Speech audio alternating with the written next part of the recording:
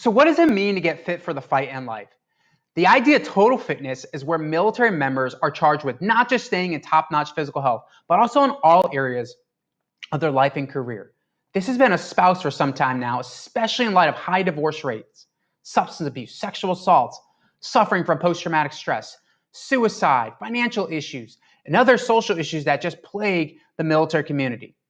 The current commandant of the U.S. Marine Corps and the past one both espouse this idea, as you can see from the quotes on this slide. The graph on the right depicts the various aspects of fitness important to a warrior's well-being that must be balanced in order to be fully ready to rendezvous with the enemy at some point in the future. Now, I know that this could be difficult in practice to implement or just even articulate for military professionals. So for the next few minutes, I'm going to articulate from a regular old line officer's perspective what this looks like. Hi. For those that don't know me, I'm Chris Reardon, an active duty Marine Corps officer. I'm a U.S. Naval Academy class of 2007 graduate. I'm a son, a husband, father, and a military total fitness coach who founded the organization Freedom Fitness America, whose mission is dedicated to facilitating training for military professionals to be fit for the fight in life, namely be physically, mentally, spiritually prepared for the violence of combat and tackling the obstacles of everyday life. So let's jump into this discussion. All right, first off, total fitness means that you must be physically strong. One of the fitness programming sites I personally subscribe to is called Mountain Tactical Institute, and it was founded by former Coast Guard officer Rob Shaw, who goes on to state that gym numbers mean nothing. All that matters is performance.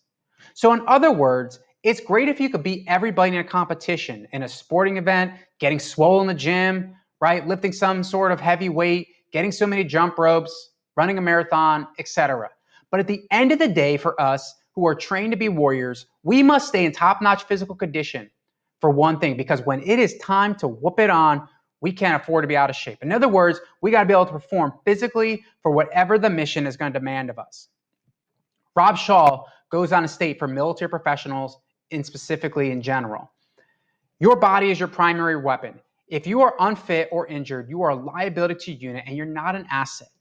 He then states you are a professional athlete. Professional athletes use their body to earn a living. Soldiers are professional athletes. Your paycheck not only depends on your fitness, but so too does your combat performance and survivability. Okay, so I'm going to add here along as well that your own performance and survivability is basically something that your team members are counting on, right? But furthermore, they're counting on you to hold the line with your fitness because you may also let your team members down the battlefield if you don't. In one famous war movie that you're probably familiar with, Saving Private Ryan, there's a scene where the squad is about to clear a machine gun nest. And Captain Miller, one of the main characters in the movie, he's putting together a tactical plan for what they should do. And the sergeant first class tries to explain where he could help. And the captain basically looks at him and says, the way you run, basically, if you saw the movie, the sergeant first class doesn't go, support his team. He's kind of in the rear, just, bringing it up, right? And because of his lack of basically good running shape, right, he wasn't able to support his mission at that time in a maybe more crucial manner, right? So you don't want to be that guy or gal, right? And I know people struggle in various areas, but this is why it's important to maintain that fitness level. So what are the fitness attributes of a military/tactical athlete? Well, I'm going to sum up the main points here that Rob Shaw and Mountain Tactical Institute have helped many warriors achieve before I go ahead and move on to the other aspects of total fitness. So number one, you got to have a high relative strength. Number two, you got to have high work capacity for short, intense events. Number three, you got to have stamina for multiple events over a long duration. That also means stamina for a long event. Number four, you got a military-specific endurance. In other words, running and rucking. Number five, tactical speed, explosive power, and agility.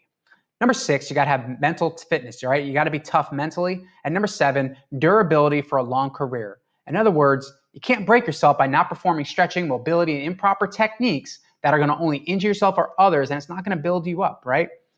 All right, so we kind of touched a little bit on mental fitness, but let's actually dive into that. And let's actually talk about the importance of being mentally strong and having a strong soul and spiritual side of your fitness. Now, you got to have a strong mind, heart, and spirit if you're going to face the realities of war, right? And just life in general. If you don't spend time honing this aspect of your training, then at the critical time, it's not going to be there for you, right? And even in martial arts, we see this. Now, you have to understand that you got to be able to live life with meaning and purpose on purpose so you can be more resistant to depression and being swayed basically by being satisfied with fleeting but destructive pleasures such as, binging on alcohol, right? It's also important that you read, watch, and you discuss crucial philosophical and moral topics relevant to combat readiness so that you and your team are ready to face danger, fear, exhaustion, hardship, and ultimately stare death in the face with a heart and will that will prove to be decisive in training and in combat. Part of this also means that you got to instill in yourself and others soul resilience. Yes, that's exactly what I said, a resilience to moral injuries, such as feeling false guilt after a righteous kill on the battlefield. I believe that for many years, military organizations have done a great job preparing their people for the physical realities of the battlefield to be successful from an operational perspective. But so many warriors, especially young men and women who make up the bulk of our armed forces, are not prepared to grapple with the ugliness of war that can mess them up internally for years to come, if not for a lifetime. All right, my opinion, but I think you would agree with that too. So, following this aspect of mental, spiritual fitness, you also need to ensure that you have a strong social support around you. I believe warriors have two families, those they go to war with and those they leave behind. In combat, we don't clear houses by ourselves and we don't go into the enemy's lair alone. That would be just dumb. We train as a team and we fight as a team. For warriors and for the battle life in general, it is also important that you develop a second family of friends, which for military professionals will predominantly be other warriors, although they could be civilians as well. However, you essentially need to prepare now for when you need your six covered by building rapport with people now in peacetime so that during the heat of life's battles, to include downrange, you have men and women behind you who have your six. By the time the battle starts, it's usually too late to form your team around you. Now, in regards to family life for those we leave behind, I was listening to a video the other day as part of a Reboot Combat Recovery course where I heard a former 101st Army Airborne soldier say something really profound. He went on to state, you want to be a good family man and you want to be a good soldier. It's hard to do both, so you choose one. He didn't go further, but I pretty much knew the answer for how most military professionals deal with this issue. You know what I mean? Typically, what I've seen in my career is exactly that. Those who are great at being military professionals but have struggles on the family side, they're going to choose to be almost too one-sided in pursuing their careers at the detriment of their families. I will never forget during one TAD where I'm listening to a story about a chief warrant officer whose ex-wife told him something to the effect of, you're a great Marine, but you are a terrible husband. Ouch. Right? I swore to myself that I didn't want to be like that.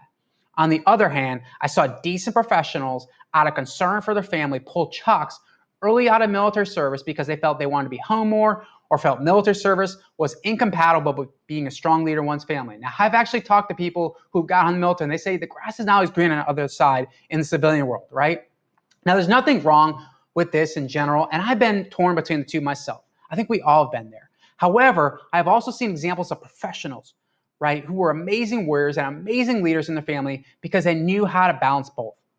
I have to agree with Lieutenant Colonel Hal Moore, depicted as the battalion commander by Mel Gibson in the movie We Were Soldiers. Now that I have a son myself, that I believe being a Marine makes me a better dad, and being a dad makes me a better Marine leader. And he basically talked about that from a perspective of an Army soldier. Now, my first few years of being a husband and a father felt like a combat tour, walking through major life moves of getting married, finding out 3 weeks later, surprise, you're having a kid, right? And then we're going to go through that, moving across the U.S., relocating duty stations a few thousand miles away from family on either coast, dealing with terrible health crises that came upon our family. And it's a lot. If I hadn't developed total fitness like we're talking about right now, probably would have cracked completely and lost my family, which would almost certainly have eventually hindered my military career.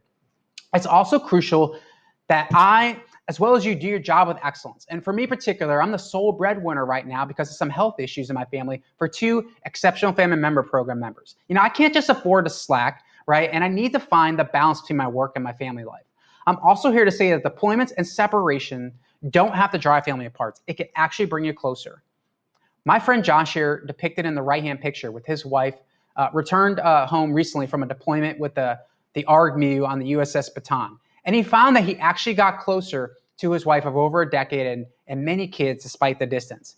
He and his family got creative and intentional about their relationships despite the challenges they have faced, and they're better for it.